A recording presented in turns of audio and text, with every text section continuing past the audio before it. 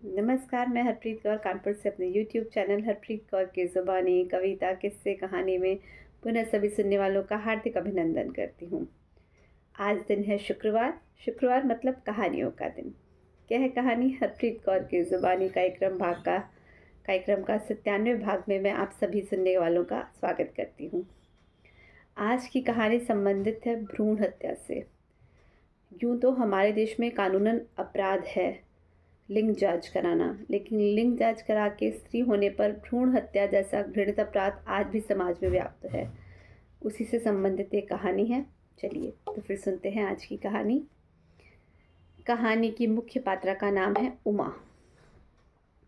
आज सवेरे उठने के बाद से ही उमा को कुछ ठीक नहीं लग रहा था। एसिडिटी भी हो रही थी। लगता है फिर से प्रेगनेंसी के बारे में सोच के ही उसका दिल घबराने लगा। धड़कनें तेज हो गई। वो माँ बनना चाहती थी कि 5 साल से सूनी पड़ी उसकी गोद एक बार फिर से हरी हो जाए। मगर पिछले 2 बार उसे जिस पीड़ा और शोक भरे अनुभव से गुजरना पड़ा था, उसकी याद आते ही उसका मन खिन्न होने लगा। कहीं इस बार भी वही सब दोहराया गया तो? हे ईश्वर, रक्षा करना। वो गहरी सांस भरकर बिस्तर पर बैठ गई। गुड़िया और मनोज अभी सोए हुए थे। आज रविवार था, दोनों के लिए देर तक सोने का दिन। माँ जी बड़े ताऊ जी के घर गई हुई थी। नवरात्रि चल रहे थे। पोते के जन्मदिन की मन्नत पूरी करने के लिए यहाँ देवी का जागरण था। जाते हुए माँ जी प्रसन्न नहीं थी। पता नहीं देवी की हम पर कब कृपा होगी। हालांकि घर हर तरह से संपन्न था, पर परम भक्ति में माँ जी ने कोई मंदिर, कोई उपवास नहीं छोड़ा था। उन्हें तो बस पोते का मुंह देखना था कि पोते का मुंह देखूं तो मैं भी जागरण कराऊं। माँ जी को लगता था देवी की कृपा उन पर नहीं है, तभी तो घर में उनके पोते की जगह 5 साल की पोती गुड़िया ले बैठी थी। उमा की भरी पूरी ससुराल थी। 4 बहुओं में तीसरी थी माँ जी। सबके घर आसपास से साझा व्यापार था और रोज साथ में उठना बैठना था। हर घर की रत्ती रत्ती खबर दूसरे घर को रहती। माँ जी के अनुसार बाकी सब पर देवी माँ की असीम कृपा थी, क्योंकि खानदान की सभी बहुएं बेटे जन रही थी, सिवाय उमा के। उसके बाद 2 प्रयासों में लड़के को गर्भ में धारण करने में असफल रही थी, इसीलिए उमा उनकी नज़रों में हीन व तिरस्कृत थी। बाकी सभी बहुओं को कैसे गर्भ में आई कन्या का सफाया कर मात्र लड़कों को पैदा करने का गौरव प्राप्त किया है, ये बात उमा से छुपी नहीं थी। वो गर्भ परीक्षण कर लिंग भेद के आधार पर होने वाले गर्भपात की घोर विरोधी थी। आखिर उसके पापा ने उसे और उसकी बहन को इतने लाड दुलार से पाला था, अतः ऐसी नीच मानसिकता के बीच उसके मस्तिष्क में कभी पड़े ही नहीं थे। मगर उसकी संपन्न और पढ़ी लिखी ससुराल में तो माजरा ही उल्टा था। कहने को पूरा परिवार देवी माँ का परम भक्त था। लगभग रोज ही किसी न किसी के घर में देवी की नाक के नाम पर कुछ न कुछ कर्मकांड होता ही रहता। मगर जब बात देवी के वास्तविक स्वरूप कन्या के जन्म की होती तो घर के बड़े बूढ़ों के मुंह ऐसे उतर जाते जैसे किसी ने उनकी समस्त संपत्ति छीन ली हो।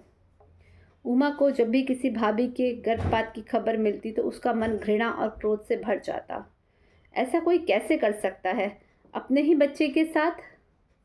मगर जब उसने पहली बार गर्भ धारण किया तो समझ में आया कि बेचारी भाभीियों का कोई कसूर नहीं था। संयुक्त परिवार में घर के बड़ों के भीषण दबाव को झेलना कोई बच्चों का खेल नहीं। अच्छे अच्छे चित हो जाते हैं। फिर घर में लाचार एक पशु सी बंधी बहू की हैसियत ही क्या है, जो अपना विरोध जताकर मुसीबतों को आमंत्रित करे। फिर भी उमा ने हिम्मत नहीं हारी। मनोज प्लीज़, ये हमारा पहला बच्चा है, मैं इसे अवश्य जन्म दूंगी। मैं तुम्हारी मनोस्थिति समझता हूँ उमा, ये तुम्हारा ही नहीं मेरा भी बच्चा है। माँ को तो मैं मना लूँगा, मगर ये जो रिश्तेदारों की फ़ौज आसपास जमा है, जो आग में घी डालती है, उनसे कैसे निपटूँ? मनोज भी परेशान था। चाहे जो भी हो, मैं सोनोग्राफी नहीं कराऊंगी। जैसे भी हो, माँ जी को तुम्हें ही मनाना पड़ेगा, उमा बोली। बच्चे को लेकर उमा किसी समझौते को तैयार नहीं थी। अतः एक योजना के तहत उमा मायके चली गई और अब माजी को उसके गर्भ की खबर लगी तब तक गर्भपात के लिए बहुत देर हो चुकी थी। पहला बच्चा था, इसलिए उमा की नासमझी का नाटक माजी समझ नहीं पाई। फिर गुड़िया का जन्म हुआ था। उसके जन्म पर ना तो कोई जागरण हुआ, ना ही बधाई के गीत गाए गए, मगर उमा और मनोज खुश थे। कोई और करे ना करे, वो अपनी नन्ही सी जान को बेहद प्यार करते थे। 2 साल बाद उमा फिर गर्भवती हुई, पर इस बार माजी पूरी तरह से सजग थी। वो पहली भूल को किसी भी कीमत पर दोहराना नहीं चाहती थी। उमा की छोटी सी छोटी हरकत पर भी उनकी पैनी नज़र थी। वो बच ना सकी। माँ की इमोशनल ड्रामे, रोने धोने और कलेश से बचने के लिए मनोज ने अनचाहे मन से ही सही उमा पर दबाव डाला। उमा, माँ को हर बार संभालना मेरे लिए असंभव है। पिछली बार हमारी बात रह गई थी, लेकिन इस बार माँ के मन की हो जाने दो। घर का तनाव मुझसे बर्दाश्त नहीं होता। मैं शांति से जीना चाहता हूँ। घर की हर बात माजी रो धोकर नमक मिर्च लगाकर ऐसे पूरे कुटुंब में पेश करती कि सबकी नज़रें उमा और मनोज की तरफ तन जाती। रोज़ रोज़ के कलह से बचने के लिए उमा ने भारी मन से परिस्थिति से समझौता कर लिया था। तब से अब तक 2 बार गर्भ हत्या का दर्द झेल चुकी उमा फिर से उसी मोड़ पर आ खड़ी हुई थी। आप बीती सोचकर उमा का सिर भारी हो चला। वो रसोई में चाय बनाने चल दी। रसोई में काम वाली बाई शगुना बर्तन धो रही थी। चाय बनाते वक्त उमा को मितली आ गई और वो बाथरूम की ओर भागी। का दीदी, कोई खुशखबरी है का? शगुना उमा की शारीरिक भाषा से समझ गई थी। उमा ने उसे एक नज़र देखा पर कुछ ना कहा। उमा की चुप्पी को हाँ समझ शगुना ने अपना अंदाज़ा पक्का मान लिया। चलो अच्छा है दीदी, गुड़िया कब तक अकेली खेलेगी? उसे भी तो कोई साथी संग चाहिए खेलने वास्ते। अकेले बच्चे का घर बिल्कुल जी ना लगे। हैं? अच्छा, तेरे कितने बच्चे हैं? उमा ने चाय छानते हुए पूछा। कितने का? बस एक बिटिया है मेरी। दूसरा नहीं किया उसके बाद? का बताऊं दीदी, इसके जन्म पर ही इतनी कलेश पड़ गई थी घर में। इसके बखत धोखे से डॉक्टरी जांच करा दी मेरी। मैं ठेरी अनपढ़ गवार, मुझे तो कुछ पता ना था। छोरी जान पेट गिराने को पीछे पड़ गए कमीने, मगर मैं तैयार ना हुई। भला बताओ तो दीदी, अगर मेरे माँ बाप मेरे साथ ऐसा करते तो मैं कैसे आती इस दुनिया में? फिर क्या हुआ? उमा उत्सुक थी। होना का था दीदी, मैंने अपनी सास और मर्द को जो खरी खोटी सुनाई कि पूछो मत। मैंने साफ कह दिया कि मैं माना अनपढ़ गवार हूँ, मगर हाथ पैर से सलामत हूँ।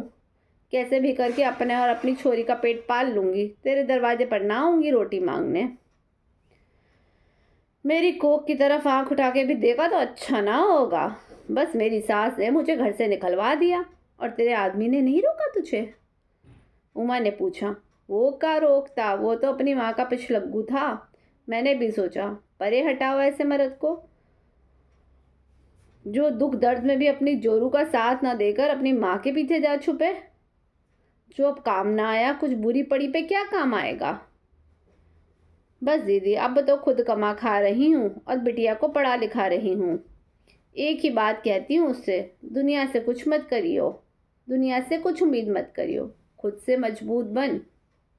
उमा शगुना की बातें सुनकर अवाक रह गई। इस बुराई की जड़ें उसके घर तक ही नहीं, दूर बसी गरीबों की बस्ती में भी फैली थी। तुम लोगों में भी होता है ये सब? उमा ने हैरानी से पूछा। होता क्यों नहीं दीदी, हम ठहरे गरीब, जिस सौदे में सर पर खर्च आ पड़े वो किसे भाएगा। खैर जाने दो, हम लोगों में तो ये सब चलता ही रहता है। हम अनपढ़ों में कहाँ इतनी अक्ल कि छोरे छोरी का भेद ना करें। जिस छोरी की किस्मत भली होगी उसे भगवान आप जैसों के घर भेजे है। अपनी गुड़िया को ही देख लो, रानी बनकर राज करे है घर भर में। शगुना दर्द भरी आवाज में बोली। शगुना की आखिरी बात उमा के दिल को तीर की तरह भेद गई। उसे क्या पता कि गुड़िया के अस्तित्व की रक्षा करने के लिए कितने प्रयत्न करने पड़े थे उसे। बेटियों को मारने का चलन अनपढ़ों से ज़्यादा पढ़े लिखों संपन्न परिवारों में है, जो अपना जीवन भगवान की इच्छा से नहीं बल्कि अपने समीकरणों पर जीना चाहते हैं, क्योंकि हर तरह से संपन्न परिवार भी लड़की का जन्म भारी मन से मानते हैं। पता नहीं वो कौन सी मानसिकता है जो उन्हें अपने ही अंश को नष्ट करने के लिए उकसाती है। उमा चाय लेकर अपने कमरे में आ गई, मगर अब उसे पीने का मन ना हुआ। जो कुछ उसके सामने आने वाला था उसके लिए वो अभी तैयार नहीं थी। शगुना की बातें उसके कानों में अभी भी गूंज रही थी। दिखने में पतली दुबली क्षीण सी काया वाली शगुना, मगर भीतर कितनी हिम्मत, कितनी साहसी है। एक अनदेखे अजन्मे बच्चे के लिए एक ही झटके में सब कुछ छोड़ दिया। न समाज की चिंता, न सर पर छत की फिक्र, न पति का मोह। मुझ में क्यों नहीं है इतनी हिम्मत? मैं तो मनोज के बिना रहने की कल्पना भी नहीं कर सकती। मैं तो पढ़ी लिखी होकर भी शगुना के आगे कुछ नहीं। क्या हूँ मैं? एक जीती जागती इंसान या एक खिलौना जिसे चलाने वाला रिमोट कंट्रोल दूसरों के हाथ में है? उमा स्वयं के विचारों में बुरी तरह से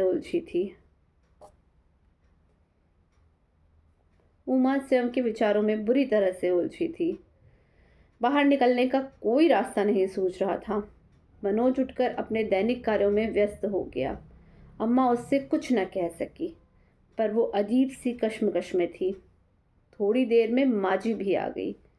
उमा की खराब तबीयत की वजह समझ आते ही माजी खुशी से फूली ना समाई और बोली, मैं जानती थी ऐसा ही होने वाला है। देवी माँ मुझे निराश नहीं करेंगी। उसने तो रात ही मुझे मेरे घर में पोता आने वाला है ये ध्यान में बता दिया था। अपनी तीव्र इच्छाओं की पूर्ति की खबर सपने या कल्पना में अपने इष्ट देवी देवता से सुनी ईश्वर की वाणी नहीं, बल्कि अपने ही मन का बुना भ्रमजाल है। ये बात माजी नहीं समझती थी। उमा की पिछली प्रेगनेंसी में भी देवी ने उन्हें सपने में आकर पोते की खबर दी थी, जो बाद में निर्मूल सिद्ध हुई थी। मैं गीता को फ़ोन कर देती हूँ, वो समय पर जांच कर लेगी। माँ की बात सुन मनोज ने निर्विकार भाव से उमा की ओर देखा। उमा के मन की पीड़ा उसकी आंखों में साफ झलक रही थी, जिसे समझकर भी वो कुछ न कह सकी। उमा को तीसरा महीना चढ़ चला था। माजी ने उमा की सोनोग्राफी का अपॉइंटमेंट लिया हुआ था और परिणाम अनुकूल न होने पर गिराने का इंतज़ाम भी पुख्ता था। वैसे तो हमारे देश में लिंग परीक्षण अपराध की श्रेणी में आता है, मगर कुछ अतिरिक्त सुविधा शुल्क देकर कौन सी ऐसी सुविधा है जो खरीदी नहीं जा सकती। उमा के साथ क्लिनिक में मनोज को न भेजकर माजी स्वयं जा रही थी, क्योंकि उन्हें अपने बेटे पर भरोसा ना था। कहीं उमा की बातों में आकर पलट गया तो उम्मीदों पर पानी फिर जाएगा। फिर से उमा की सोनोग्राफी हो चुकी थी।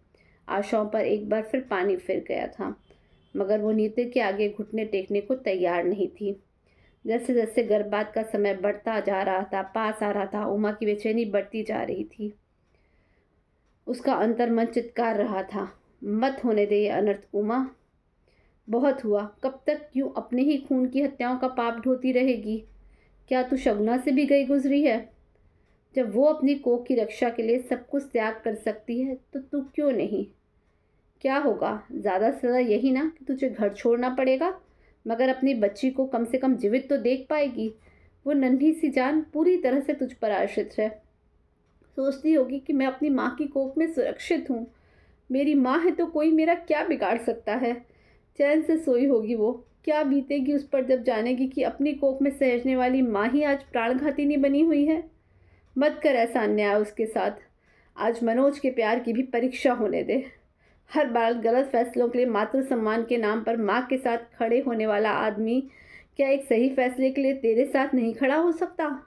और अगर वो अभी तेरे साथ खड़ा नहीं हो सकता तो फिर ऐसे पति से क्या उम्मीद करना?